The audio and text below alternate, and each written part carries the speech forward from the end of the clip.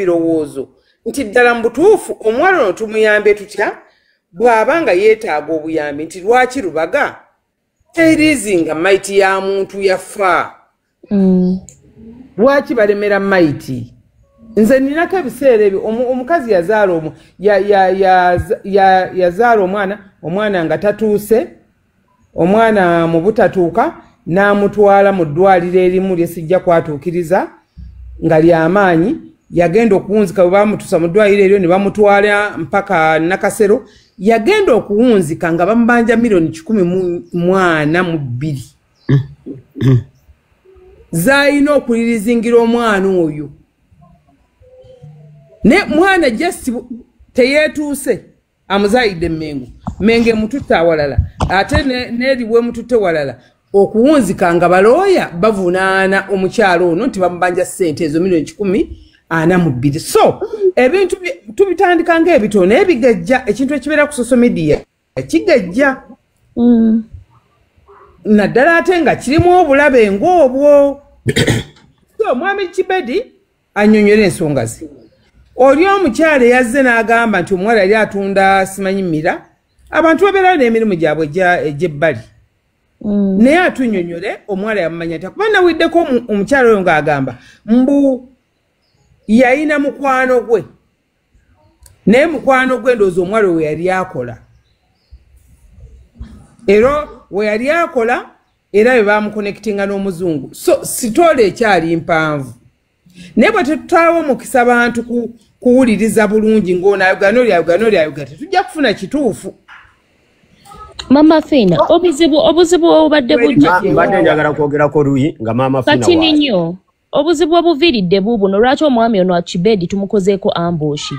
Olaba ekyo ekintu ky'oyogedde we kyabadde kirina okukolebwa nti omukyalo oyo nga we yavuddeyo n'awa story ye singa n'Abedi azze n'agamba bannaye ate nze kweno story ngimanyiwe nti kiba kitegeerekeka. Kibedi azzaako wabadde tonnajja na kudismissinga. Luyi mbadde njagala kwogerako katono Mama wabadde tonnajja ng'ali mu mmotoka omukyalo oli eyazze oli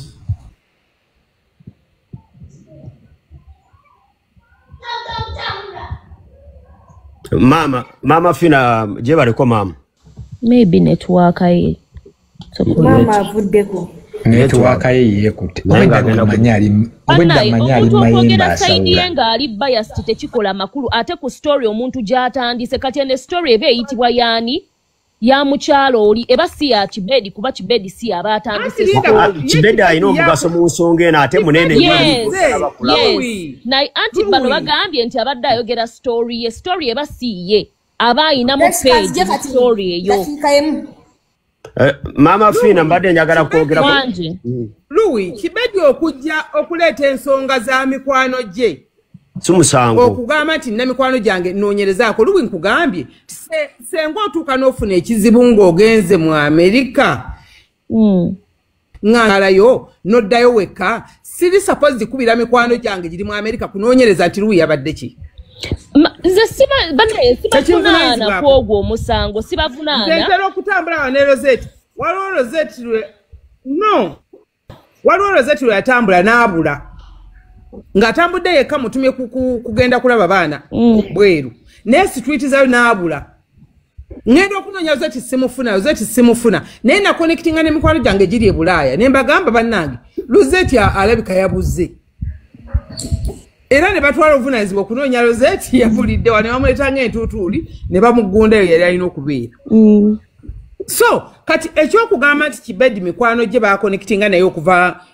UK ne bamugamba Kibedi noonyerezaako kino na kino Luyi musango Mama Fina sinaba omwami ono mugamba nti musango wabula engeri gy'abadde ayogeza obukyayi ku muwala nga bw'atayogeza kati nze njagala nkubwire talina bukyayi bw'ayogeza obukyayi bw'abadde ayagala okwogeza ng'ayogeza obukyayi buli mikwano gye ebigambo bye baamuwa ye ne risaaki ye naye tannabeerayo tannajjayo nze Kibedi mmanyi ng'omuntu atalina mpisa mu nsi muno senga abadde ayagala kwogeza bukyayi senga yabwogeza dda Kwata ina mpisa. Yabadde atandise era.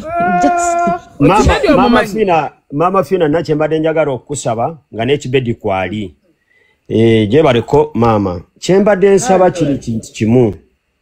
Ebintu bino mbadde nsaba kibedi omuwala oyo oba ye Lulu simumanyi sinaba mulabako. Sina na mukyala simuwala bagambe ti mukyala mukulu. Aha. Oyo Lulu kibedi mbadde mbasaba ng'abantu abana Uganda. Mulemo teeka akawala kali ku paniki. Tukwataganire wamu ne Mama Fina n'abantu abalala. Omuwala oyo oba omulambo bagukwasa Lulu oba bagukwasa famire ye bati omulambo gw'omuzungu guve mu ddwaliro mwe guli. Kubanze story y'omuwala gye yampa ne risiti azina ku yali asasulira buli kimu. Naye nze teyandaga nti musajja yangamba ayina risiti na buli ngamba ebintu bya maama we baze wanagamba musajja we. Ekirala bayinza ogamba mpulire mugamba nti omuwala yatta omusajja. Ekisooka omusajja yafiira mu ddwaliro ate ng'aluddeyo. Ate yamuttira wa. Byempulidde abawo ebintu by'okutta. Byebyogeddwa Mama Fina. Obwedda wendi wano naye nga nange okuwala nka waggulu nga njagala emboozi. Omuwala anywa ebiyagayaga addicted babadde bali mu kwonoona linnya lya muwala bano boolaba. Essaawa zino olaba ne bbaawo n'ageza afa ng'omutute mu ddwaliro bajja kikutemako. Toyogera byanjwanjwa Mama Fina olw'okubonya ky'omanyi ku muntu. Kwataganire wa mawala kiri kyegambye abaho linda muko katini kiri kyegambye kyomwami ono singaza banange tudde ku mazima ebiririyo myaka nkaga mu 5 omuwala nkalabye nga ak'emyaka 2 ana katoka limu 2 abasajja be Uganda era nabo sibe bategeere ennyo omwana awo we yafuna awo sha kati kato omusajja oyo kamufuniremu wa amufunire muwa kawali mazima ddala omuto w'emyaka 2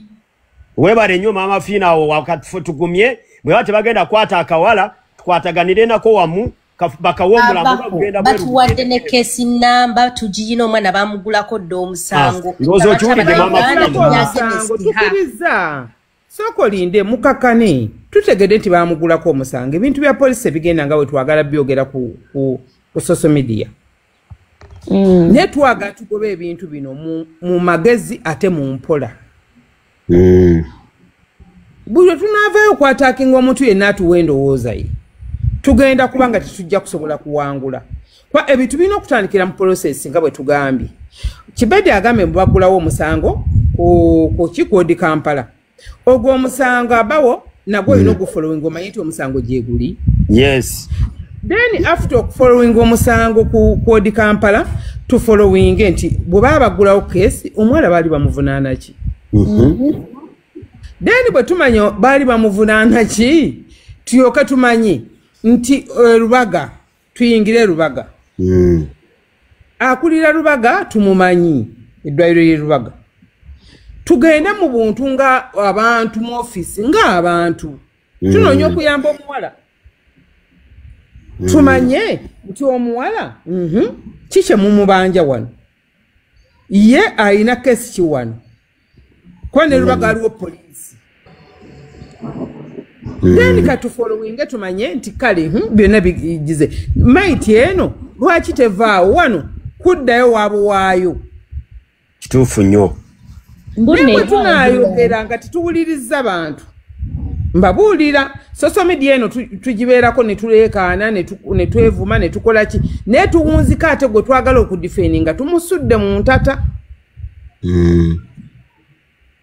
Kuba tetumanyi bino byonna tubyogera omuwala ayogera ebibye nabano boogera ebyabwe naye ekituufu kyeki nze nga nze Mama Fina bwe tutula omwana ono nga bwe mulabi nsobola okubuuza nti ono omwana mu myaka gye ate omuzungu w'emyaka 7 amuttira ki nga yafiira mu ddwaliro ate nga yamalayo ebbanga mu ddwaliro nga mulwadde. Kati n'omwana ayina bazadde be ayina future ye ayina obulamu bwe naye kati atandise okubeera ku bunkenke alinga oba ki naye kati mu byonna nze ekibadde kisinzigidde ddawo kundeeta nga ndaba Kibedi mumutwala Abedi ekibadde kimutwala ebibadde asoosa okwogera tutuminaako kibuzibu buli awo engeri gyabadde asoosa okwogera gwe nkwesobolera luyi nkwesobolera nkumanyi era bwe ndaba obula nga nzija nkumanyi gwe kati obadde ogenda kutwala Kibedi by the way nabadde namuleesedde olaba yanzizeemu nabo bine mugamba kati nkukoze eki otandikirawo nayaziza okubanga njogera gyabadde akonjera muwala ate nga nabaddewo nga obuzibu obuliwo leka Kibedi ayogere njaga kwebaza buli mwaka obudde okuteesa wama njagala onyonyole okuva lwemwatandika byonna byonna tubiwulire deni n'omwana ono abagambe muwandike ebibuuzo byammwe mubimubuuze abiddemu deni awo lwaki tetulinze kati gwe Kibedi ne maama singa tubalinze bonna ne tubateeka ku live kuba buli omu awadde story ye ensonga yangealusirika naawe atwala eri naawe kyetogera anti kati obuzibu ono omuwala yazze lwaki tebalinda bonna ne babeera mu nkoye mu maama Lubi katuwulirize gundi katuwulirize Kibedi omuwala agenda kunkubira from the start nabaguli agenda bijjukira n'oli omukyala agenda ko Kibedi ayogere naawe luwi obadde ki naawe kabaho gira ogutwe from the start from the start nanyonyodde ensonga eyasobodde okubasobolinga live eno kubanga omukyala oli yasoose okwogera yatusiza akaseera nga takyayo tazeemu kutuwa budde kwongerayo story ze nakugamba ali ku mulimu atona ajide mu video nawe jako video yo yeye ataddeko kafaananyi ensonga gyembadde njagala okutangaza wana bamwa either way misinterpreting abyembadde njogerayo bate babaddewo nabagambye emikwano gyenina egyenjawulo egiri mu United Kingdom gye gyantuukirira ne gingamba balina challenge balina omuntu waabwe afiiridde Uganda ate tali cooperatinga nabo nembagamba yi afiiridde Uganda muntu wangeri ki ne bambuulira amanya ne bambuulira n'emyaka ne kyeyali akola n'engeri gye yatuuka wano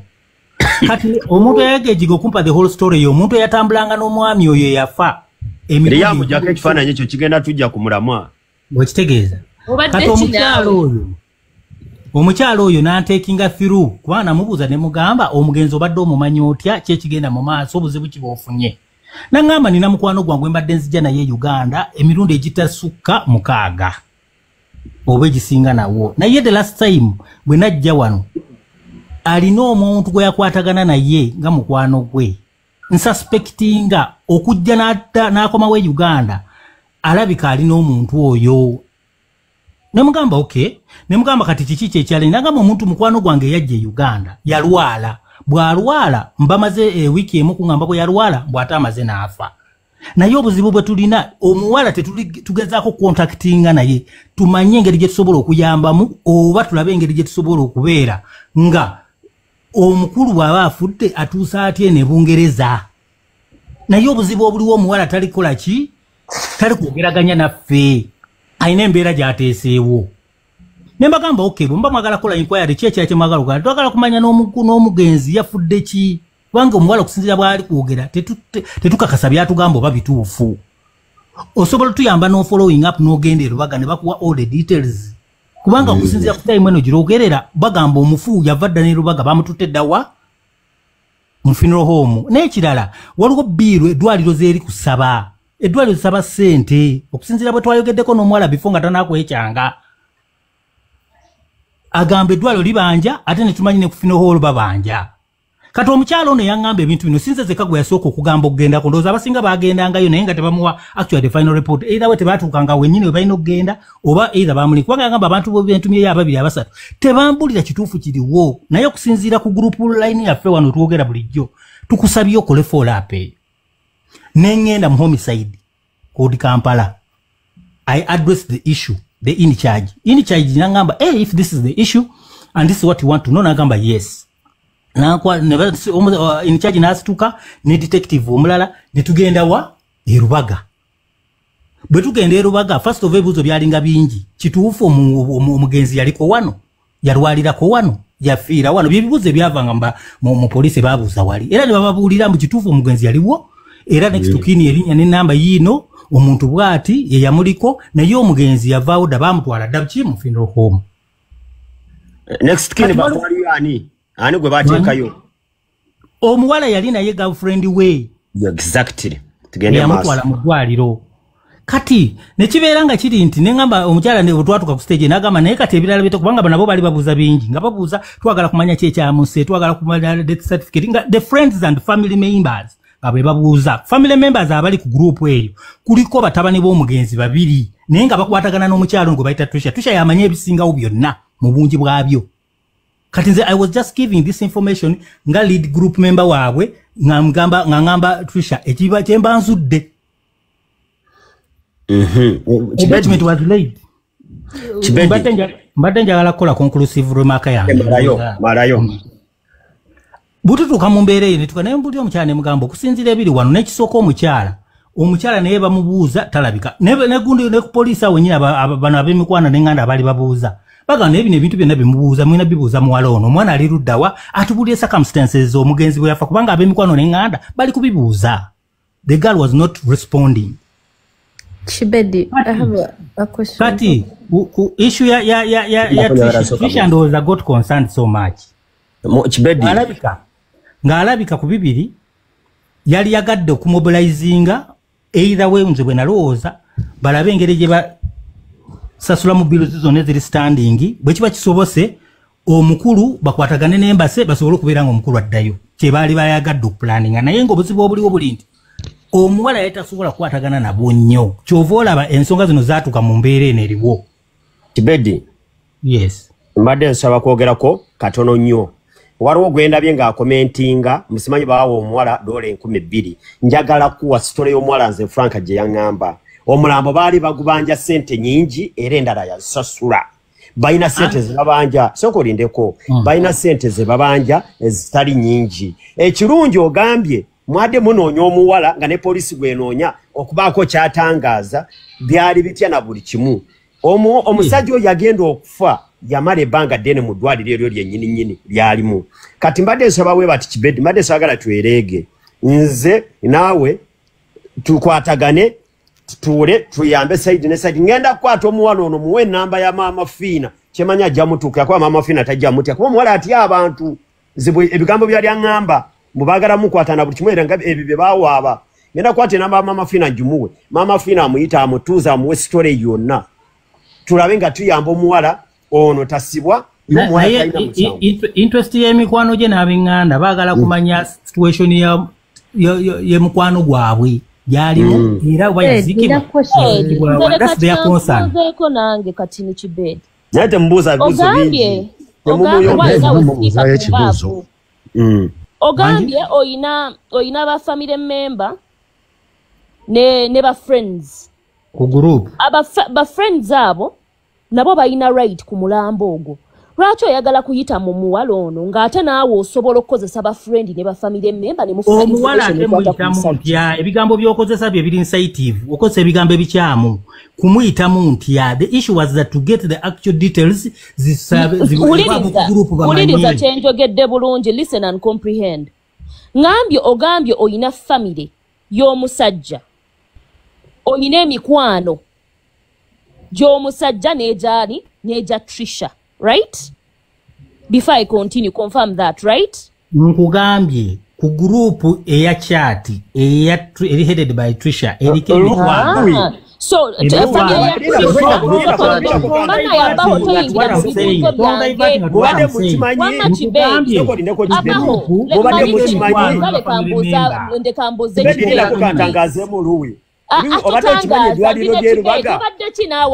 bisobola okugaanira omulambo ogwo nga mpaka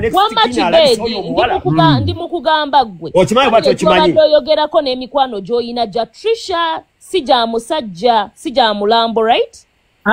emikwano gye njogerako gya mwami eyafa bainako abaana be babiri kuliko ne family member ku bantu abo bomanyi ku group konna gwe bali kubanga tisha kugamba nekirala tukinyagala okutangaza I know what I'm talking about. I don't know because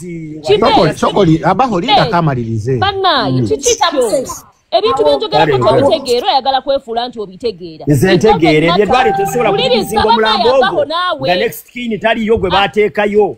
Wamawulira mu ddwaliro lyonna kasita muleeta proof obukakafu obulaga nti mwe ba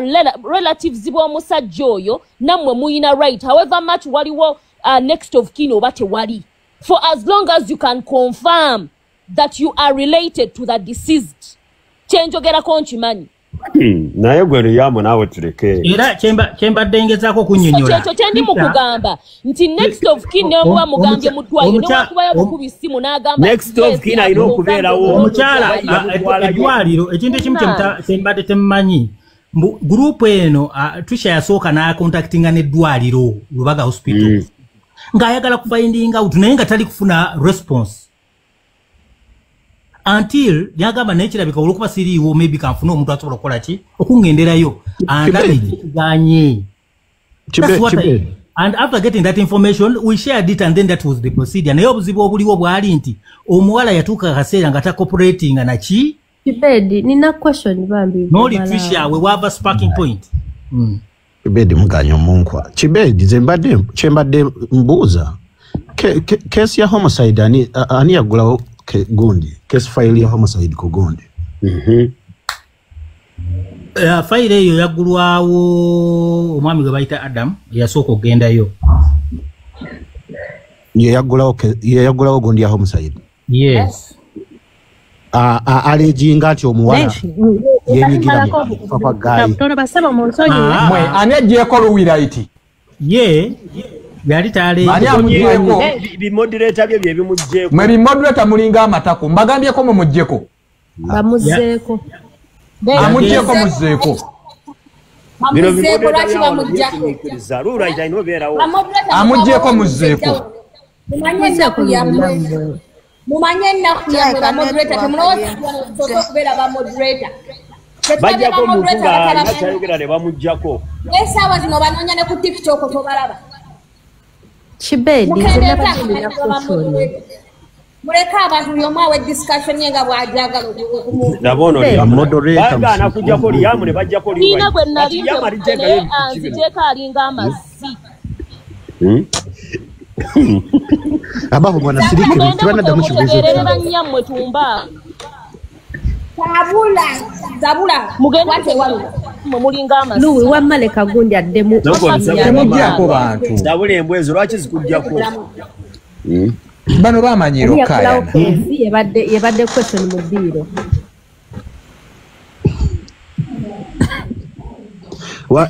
Liam gabwaterayo obufaananyi mpola mpola kasavu kanyama okitegeera teekayo mwami Chibedi komawo badde ndowooza nsooka mpulirize bwe nziramu abuuzizza nzabadde ali mu kkubo Liam kesi ya homicide bagulawo yali yaki kubaza homicide homicide okusinziira nga I think kwemulugunya ku muntu waabwenvu ndowooza embeera gy'alimu ekisooka mu byonna kyenjagala omanyi bwe baatuuka mu kaseera nga ndowooza tebakwatagana na muwala ne batandika okuteebereza kirabika omuwala alimba because they were not getting actually the facts about their colleague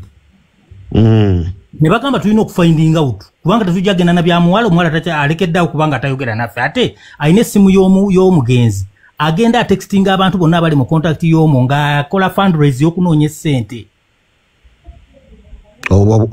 obukakafu weebuli yes babulina era omukyala lwakuba simanyi kulwaki teyasobodde kudda abadde agenda babuulira bino byonna kuba kati omukyala oyo mutonya ssente yali ayagala kiryalinga bbiru yawa y'omudwaliro si bwe kiri omukyala kubanga yajjanga n'omugenzi emirundi egiwera yali akakatibwako nnyo ng'ayagala kulaba engeri gy'asobola okuyambamu mu mbeera eriwo nga era bw'akwatagana n'abaana b'omugenzi kubanga amanyi bingi nnyo eby'omugenzi Anti chembuza mukesi ya homicide. Olaba Liam, nze ngamba obuzibu obwaliwo mu communication, the entitlement from bachali b'omusajja kyekyaleeta obuzibu. Nze awo ndaba eraawo tewali kirala. Banange nina kibuzo njagala kuntangaza sikimanyi nnyo naye I'm asking omuntu bwaba yafiira mu ddwaliro omuntu bwaba yafiirwa mu ddwaliro n'agenda e Lubaga kiva ku ky'omuntu okufuna ate keesi eyo mbadde mmanyi eddwaliro erina proving ekyassa omuntu. My other second question mugambye omwana ono yali addicted abaho twagala oddemu eno question anywa ebiyagayaga biki ne muteberezebwa okuba nti yabiwaako omusajja era abeera mu bubbaala biki eyo information njagala mutukiralifyinge bulungi ntuufu oba nfu mubadde munyumisa kiboozi.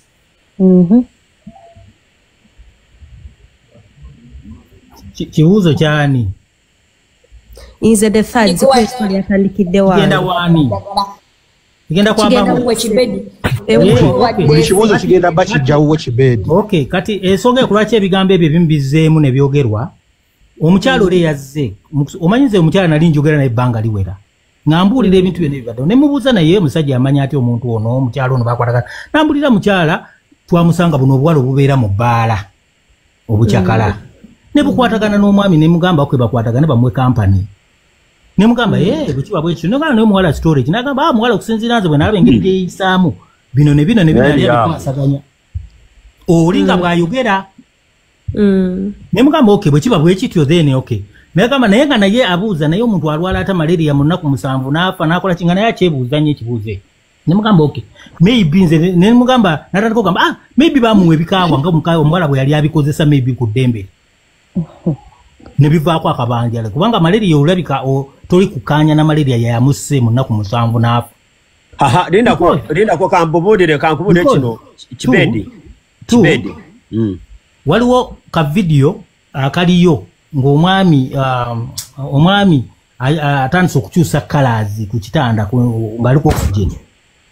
Kati nagamba omusajja ono mu nnaku 7 n'alwala bw'ati ngamba why zisoboka naye nze simanyisobola ku confirming ekyo nagamba omuwala yali yeeyisa bw'ati ne mumpisa bwezi kwegamba ng'omuwala oli omukyalo oli eyawa omuwala omwami ono alabika yali amumanyiko ebbanga kubanga bwe bajjanga okucakala agamba ebbaala eyo baagigendangamu whenever the man will come with him here kubanga omusajja yajja naye etasukka wansi wa mirundi 6. Chibedi mugambe ennaku 7 omwana agambye linda ko kambuulire Chibedi linda ko nva kukubira omuwala saawa zino nga muwe namba mama fiina buli kimu agenda kimubuulira mubuuzizza omusajja yamala bbanga ki mu ddwaliro ennaku zayogera teziri na 7 ayina ennaku zayogedde era byonna mpaka nga 14 Chibedi otugambe ennaku 7 kati muleme okulimba bambi Chibedi kwegayiridde anti ze kyengezaako lindako nze lindako ebintu bino byonna biraba byonna biri ku lupapula. Nanti n'omuwala alina kuba yali alwaza omusajja we. Because at the end of the day omusajja we muba mugamba temwalina access ku mulwadde temusobola getting in touch unless muina nekiralo omuwala ngambe abaho kati mwe information mwagijjawa information eri kubipapula owakabu yamanya ate police yamanya and protocol bweti olwokuba ebintu byali kati police weba yafuna kitegeeza yafuna ne autopsy report lwaki mukyalo onyo omuwala police byonna yamala n'ebifuna era ebirina bino bitu mwafuna autopsy report byonna okusinziira nga ebiri poliisi kati sokolindeko poliisi oko kwensinziirira wemba mwafuna autopsy report eraga nti omuwala yatemula omusajja okusinziira ku bintu ebigambibwa poliisi erina all those details naye the issue kiri nti mbu waliwo challenge ey'okubeera nga abanjibwa omufumbuza abamu bangi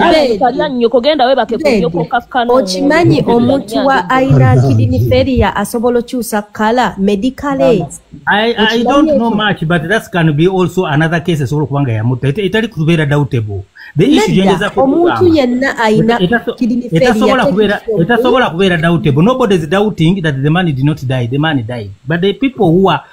friends and family, they are just tried to follow up what might have caused the death, which up today those abaleka tebafunanga feed yeyo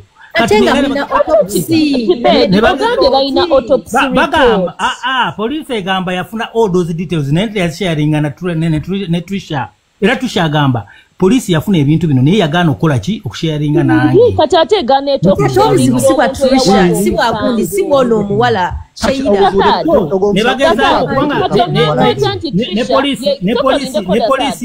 ne poliisi yennyini yayitadde omuwala yagezaako ndowooza okusinza bali basaba dde omuwala agendeyo abeereko nekyannyonnyola omuwala naye bagamba yagaana okutaaninga apo. The third, sokoleke. I want you to make sense ku bintu byoli mu kwogera. Oli mu kugamba, sorry, not the third, Chibedi. Chibedi oli mu kugamba, mwe abakusaidia Trisha mwawa abawaaba omusango nga mwetaaga clarity. Ongamba otanti mwabawaaba ne mutwala case nti polisi yagaano bawa answer ku case yammwe gye mwagenda ne mwewaabye. Kyengezaako nsobola okubeera nga misquotinzeemu awo kyenjagala okugamba the other details poliisi yekyo esobola okufinding out ekyokubeera ng'omugenzi yaliko mu ddwaliro alina standing bill n'atwalibwa mu funeral home n'atuukibwa okubeera nga ne funeral home erabika erinayo ebbanja lyebanja ku mugenzi naye death certificate yo teyagirabako tebagibawa ne autopsy report negifuna tebagibawa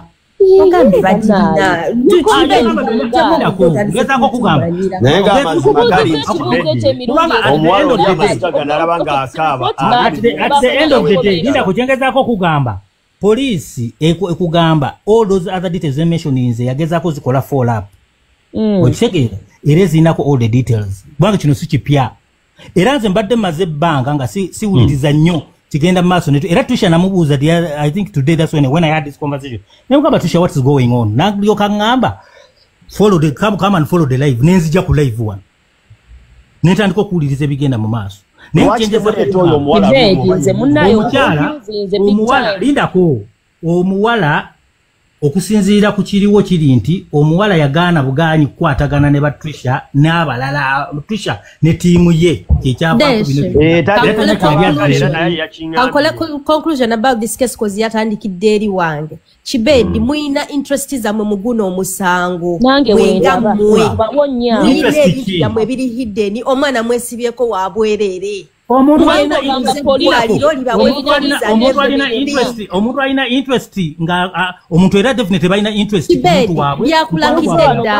answer tozitudda lindako the interest is there lindako ngezako kugamba oli mukwano gwabwe it is okay balina interest okufinding out mukwano gwabwe yafa atya era ali mu situation there is no problem eyo interest weeri olaba no matter the circumstances mwandimiridde actually na muna Uganda munnamwe lindako okuyimirira ne muna Uganda lindako okuyimirira ne muna Uganda is not the issue is that singa omuwala abadde so kulaki omuwala ye yagaana okusinzira bwe boogera agaana okukwatagana n'emikwano n'abengana b'omugenda waneeno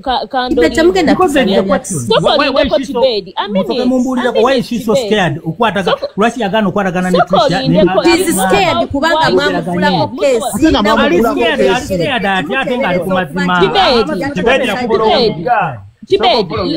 Gathadi olw'omusajja tayinza kuŋŋamba they are connected to the family of the man bayina upper hand kubanga basobola okukonfaminga with the embassy ne bakonfaminga ne family y'omusajja nti ddala kituufu basobola obbawa information ekwatagana ku mulambo gw'omusajja nga n'omuwala tabiyingiddeemu kyekyo kye nabadde ngambye nti you have the upper hand however much oli next to bannaye kyenjogera nti manya abaho if you don't know something sokoleko omuntu akiseewo abaho kasooke tuwulirize ono si waawano Uganda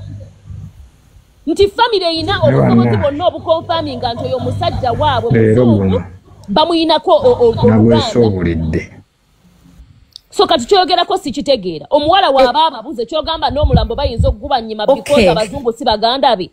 ekituufu Louis Chibedi obuuziza question lwaki omwana ali scared kubanga mwamugulako case kubanga mumutisatisiza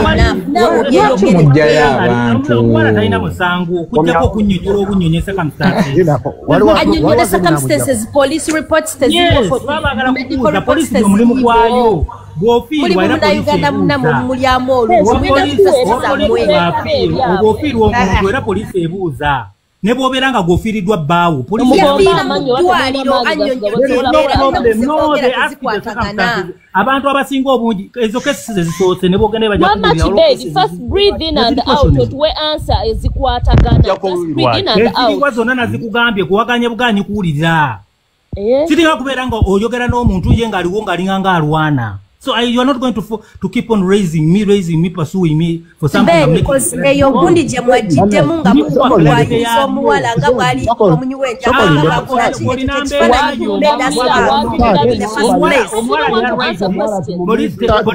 egenda mukola ekyaliwo tekirina buzibu. Sadi kambuze ku Kibedi ono ekibuuzo. Kibedi gogamba omuwala tayagala kwatagana nabali. Kati gwe basis yo kwatagana yagala etandikirewa nga bamugulako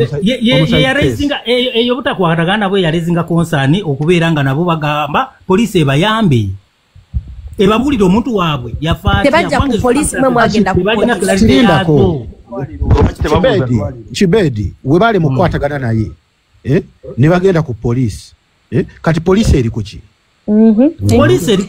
erina fairo yayo era bwedda bulijje erinda omukyalo yabadde kuno awega ahead kubanga gutwatekayo as a friend ate yalina ne ba family member abali concerned about the late. Kati bumuli boba yina mu group binda ko gwembera mu group binda ko njagala gwe nyabo ono mukazo baba tumaye bamwita dashi mbadde nze kutangaza ko gwembera mu group omuntu nasaba nangamba nyamba ku kino tekinfuula okubeera nga nze omuntu afudde nze mulinako hand. You need to get me right. Kibedi soko osirike koko kozi naffe twayitako ko mu situation yoyo omuwala gyalimu naye amazima gali nti wabanga ye next of kin kweyo ensonga alina okubeera ku ensonga zonna abafamile ne bwe banaagendayo nga yeetaliiko tewali kye bagenda kukola.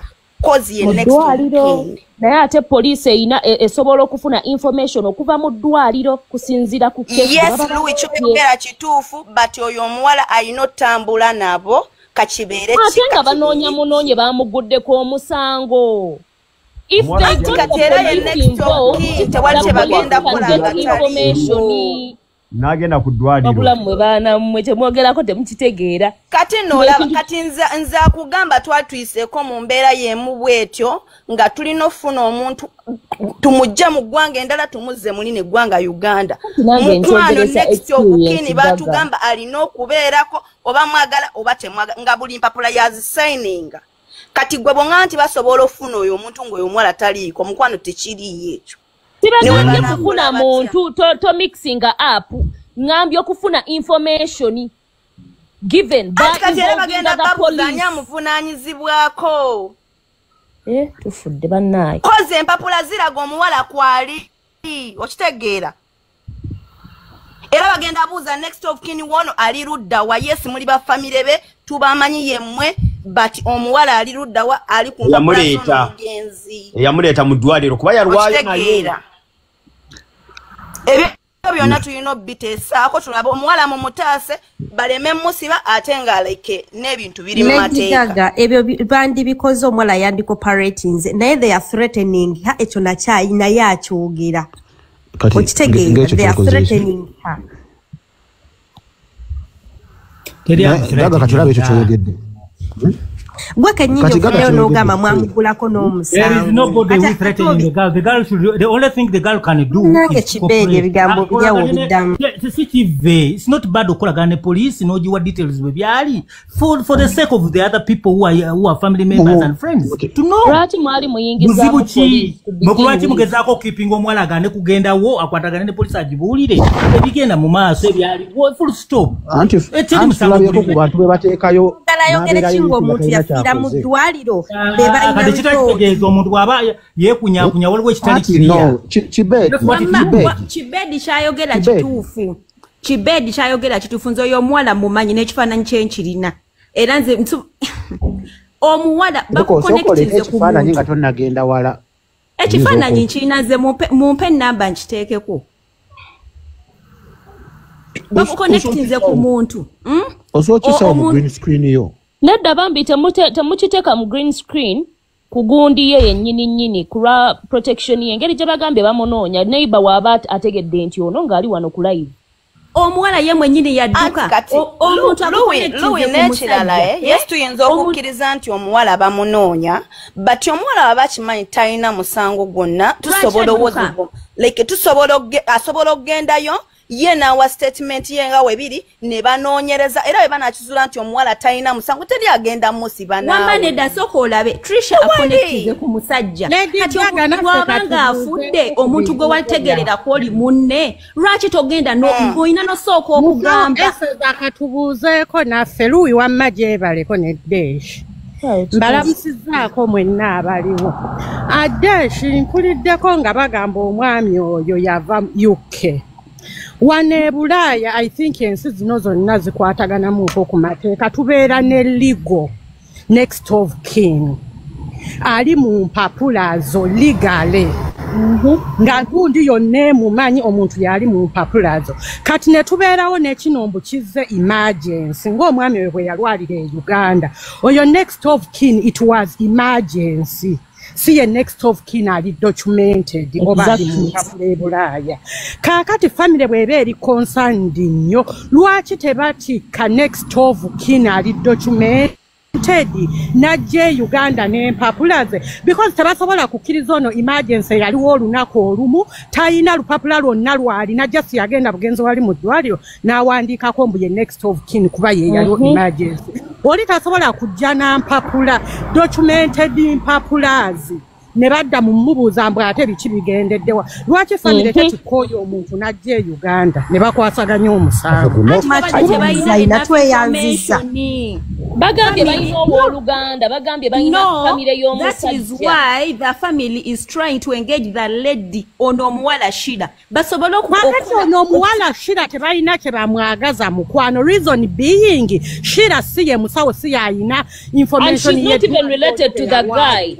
Exactly. Shira bano betaaga information evudde mu ddwaliro evudde ku poliisi baba basobola oggiwa oli omuntu ali documented mu mpapula zonna as next of kin ddwaliro gye mwagala na information ya poliisi Shira temulina kye mwagaza Shira bw'aba yakwata omulwadde n'amuleeta mu ddwaliro ebibye byakomaawo impozi information ng'evuddeyo mu ddwaliro ne balaga nti omuntu bamutabusi ne bamuleeta ano nga bamusse biki that is when we balina otandika okunoonya Shira ng'akwataganye mu musango bamunoonya nga suspect ate yongera konti ne mu ddwaliro bagamba either wuliriza bagamba ne mu ddwaliro next of kin relative or a family friend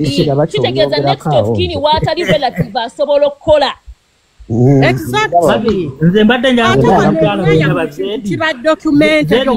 kati Shira naye bwana agenda mu ddwaliro n'asaba omulambo gwe banamuddamu kikuba ye yagutwala naye bwana agenda n'agubanja tebasobola gumuwa yali mulwadde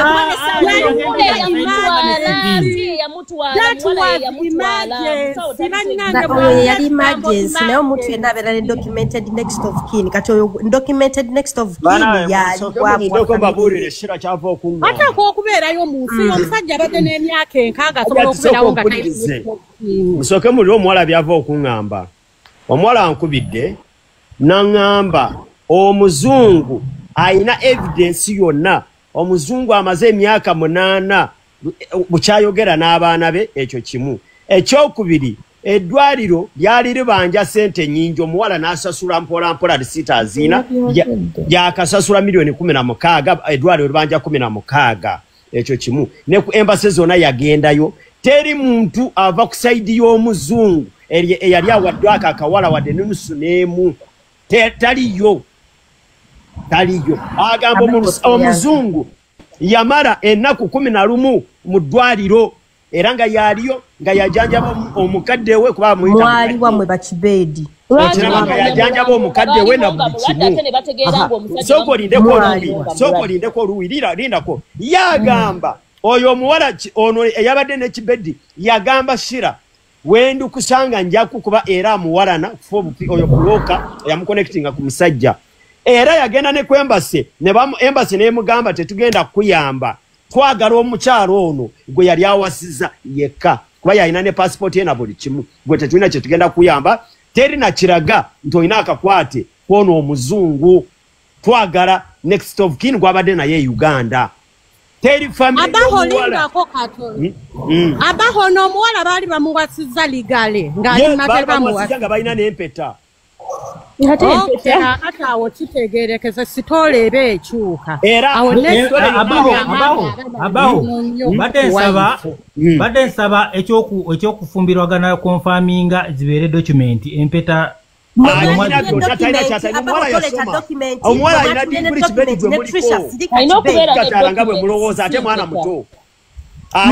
mwebwabasabye document ne mumizituma naye ye mwagala alete document omuwala alina diguli yasoma okiwulire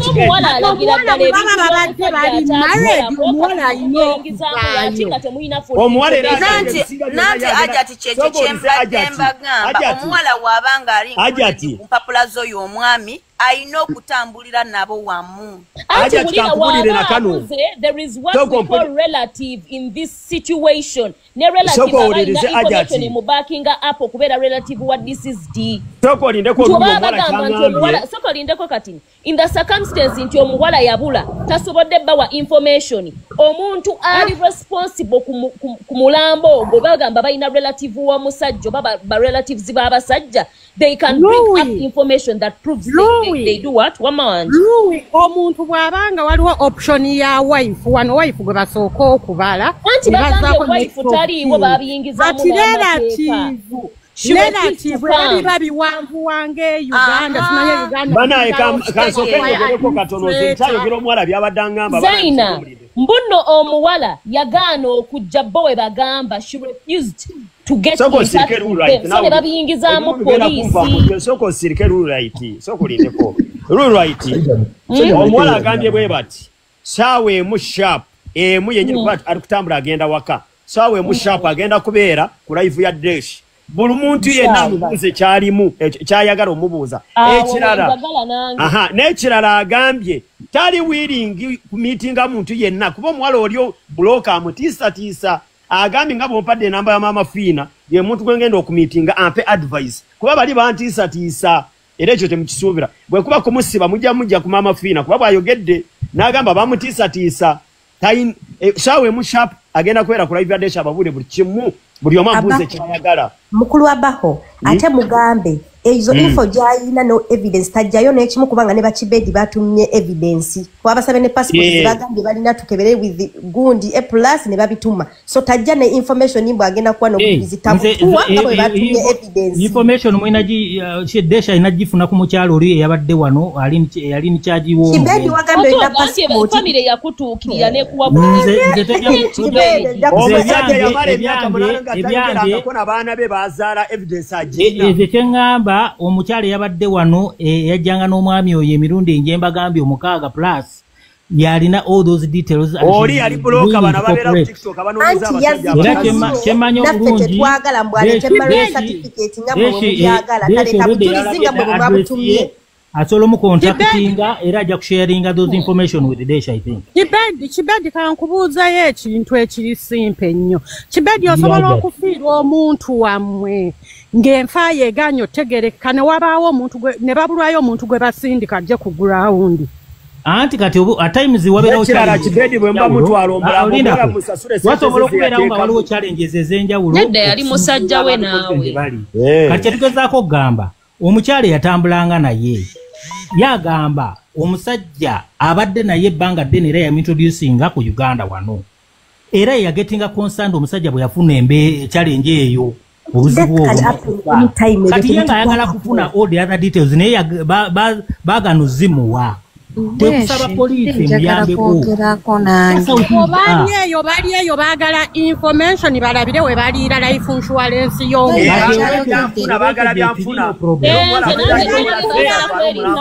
naye nga life insurance nabwandu yamabuulire kuno kubulayo omuntu bwafa aba ne life insurance aba ne legal next of kin abira ne emergency contact nga Zaina bwayogedde bw'obeera ku Bulaaya kuno bakwata ezo ze baziteeka Uganda uyu mwana ni waba avuddeyo kubanga next of kin asobola okujjayo ezo empapula omuntu yenna ali mu legal documents baba bamukkiriza kubanga yo kooti yelaga nti mu mpapula ze mu bintu bye byonna ebimukwatako background ye ono yabadde next of kin. So ekya next of kin tekituleetera kukweraliikirira kuba document zaina ebulayo teekamu linnya na birth date ebintu bye byonna bikomawo ne bijja ku system nga Zaina bw'ayogedde era obwedda kyenfa okubagamba naye ng'omuwala bw'aba abadde nga ye yasayininga nga mufumbo nga ye yasayininga mu ddwaliro nti ye next of kin Deshi Mbasiba tebagenda kuwa muntu mulala yenna mulambo ogwo. Webale nnyo nange kyenayogedde. Ekyo kyo ntisibako ne ssente kuba eno bannange. Yes. Nto bano siraba lwaki bakaka n'ekintu n'okutuuka okuwabira omukazi ng'ate yali yeefumbiddwa n'omusajja. Nze Kibedi amagezi ge nsobola okubawa tusontinga essente omuwala asobole okufuna omulambo omukyala kyogera kituufu ekyokunoonyesa era mwagala information kujja osokeza mfumigabane mwagala musiba omwana tasobola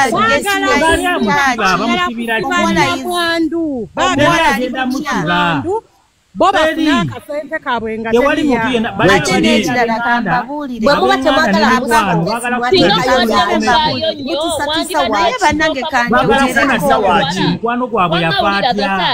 singa babadde bafaayo nnyo bandisoose kuwala sente mmeka ezibulayo tuzisasule omugenzi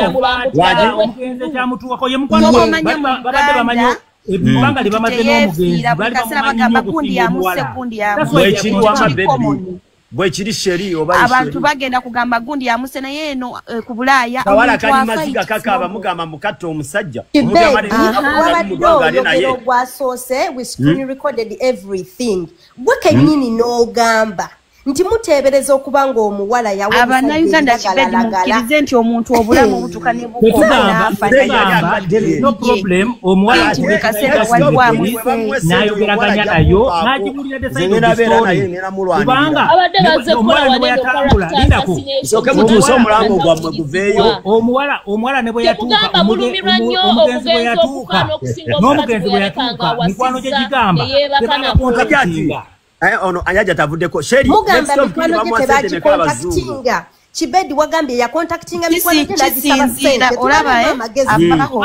kisinzira oyo sente za emyaka gy'abadde mutetumanyi babadde akola emisolo gye kisinzira ebyobugaga byonna byabadde ayina nze kanwane ennyo bamuwe ku bwa next of kin nange nfuneko sijja viiramu awo nedda next of kin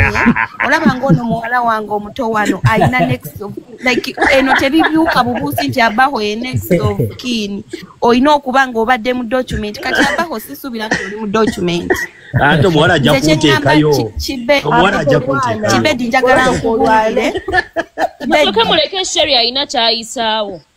Kibedi njagala nkubuulire tukkirize wamma Louis nti Abannayuganda abantu bafa nebeefiira like ne bafa Nacho Death nga tewali amuse muvemu ebyo ebintu nti omuntu amuse abantu tebakyalina budde obwo butta omuwala abadde ne munne mu mukwano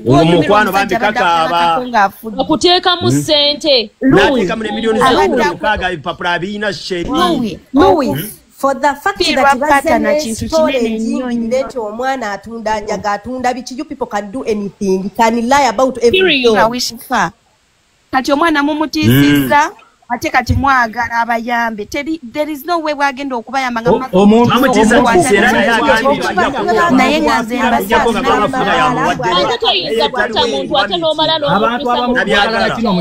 mukino nakyo mukiyige omuntu bw'afiira mikono gyo polisi erina right okubuuza enfa ye enfa teyafiira mu ddwaliro omuntu yafiira waka oba mu ddwaliro kubanga tabaddeko n'attachment ye yafiira mu waka naye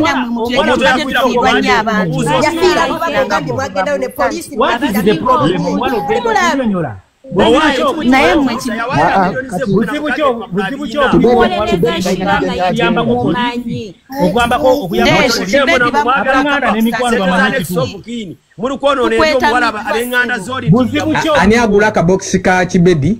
Abenga okatungameka tagala bya gulaze omazo kunyonyola sagala bamugule kubanga twagala tebamugula bamweke sheri katunda meka ze mazo mitwala abiri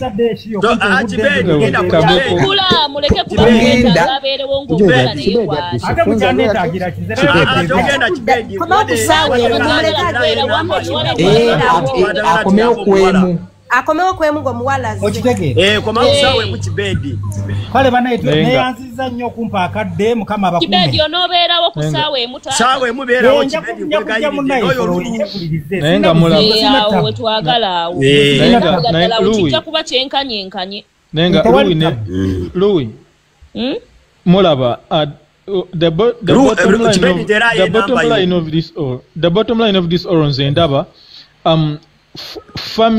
family y'omugenzi y'omusajja ono bekwese emabega w'olimanya w'oli omuwala nono kibedi baagala kumanya information ekwatagana ku musajja basobole okulaba nti omusajja abanga ayina byalinayo eri ebungereza bamenya we babiriira okitege naye mwe banange muleke kwogera we mutyo ene ebintu bitambula mu system kamba buulire olaba family eno waliwo abazungu nga family zaabwe zabeesonyiwanga fa ababalabirira abantu obuntu eno family tekiri nti nga bw'okiwulira bwe kiri e Uganda eno omuntu ozaala omuntu abo abazungu beevaako myaka 2 tawuliza mwana we myaka 8 nga tebogerangako ne family yaabwe kati omuntu bwate emyaka 8 kyogamba aba amwetagisako bya bugagga ki kaba talina kyamwetagisaawo ekizibu ky'abaana abannayuganda abannayuganda mulowooza mbu famire zezeeno abantu babeerawo bali independent tebagaana kumanya ozaala omwana nomala emyaka nga 3 nga ali mu state mwoli nga takubuuziza nga takunoonyeza nga n'essimu tagikubye so I don't think ekyo kituufu naye bannange tubeere bantu bakulu njagala kati buli muntu atuule wansi lowoozako ku eno situation oli mwana muwala omusajja muzungu azze Uganda mukadde myaka emeka afudde mazima ddala nga wamulabira ku muntu naye mubanga temwogera bwe kiba kikangabwa ani gw'osooka okugenda okuddukira tomanyi beewaabwe baabo tebamwagala tebamuliiko myaka 8 tayogeranga nabo omusajja akufiridde mu ddwaliro manya musawo tukulaba gy'okivuga okizza kukukuba muwala oli mumanyi nze bannange ekizibu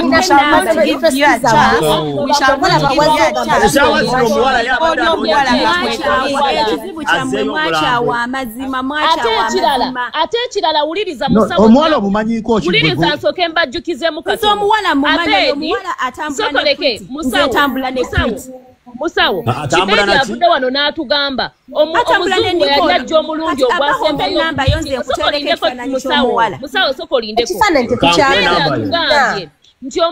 omusajja we yali akomawo omulundi ogusembyeyo guno gwazze okumiitinga omuwala teyagamba Trisha kitegeeza waliwo ensonga lwaki abatagamba kyaliwe gwabadde amiitinga ebbanga kubanga omuwala yali alina kyabala mmwe temumanya kikulu bawala mwefuula nnyo baayinomo omuwala yali alina byabala eseza bobanga omulimu eseza bobanga gwe mulimu oliwo okuula basajja omutalinga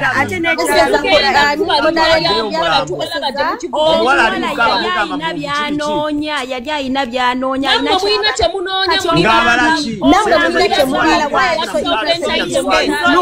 mumanyi kwesibirako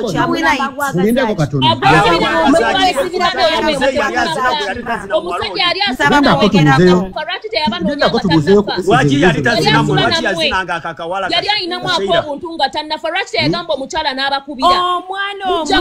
ogenda n'omusajja omukulu omusajja akufu gwomanyi bameka oyo omuwala be yakafiisa kakola omulimu kati eyo eseza tukimale Mwefula abalumirirwa naye mwefula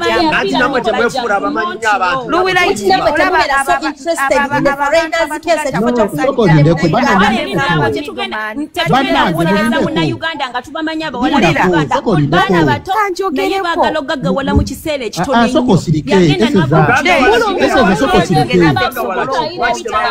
abaana abato abawala te oyo omuwala omanyi kitaba mu kirabu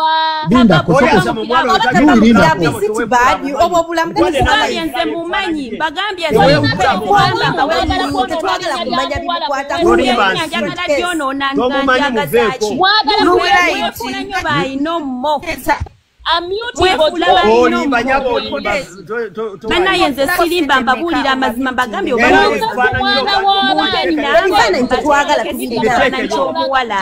teekayo ebifaananyi bye ogambye omumanyibahompe enambayo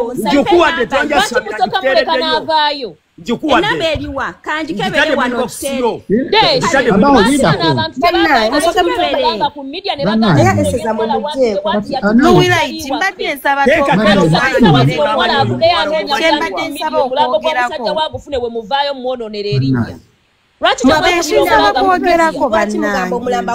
gwenyama okuteredde ku whatsapp yange terayo ebifaananyi by'omuwala oyo oba omumanyi mwefuula abamanyi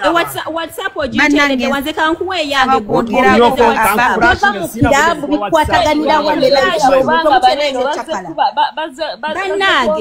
banaye nze kambabuulire bantu manyisa waliwo mwefuula ennyo abawolereza omuwala naye gwe muwolereza temumumanyi kyekizibu kyammwe ate si kirungi kwefuula nnyo ayinomo nga ffe tubabuulira amazima okitegeera abawala abo temumanyi clicks zaabwe ffe tuba tuzimanyi musirike muwulirize ebyo byogamba nti simanyanga nti ffe tuli bannayuganda tuwolereze omunnayuganda yesu gyawolereza omunnayuganda naye ate omuntu ofunye omuzungu mukadde afudde omulambo olwanira gwaki ddayo yogera n'omuntu gwe wamutegeererako otegeere olabe engeri gye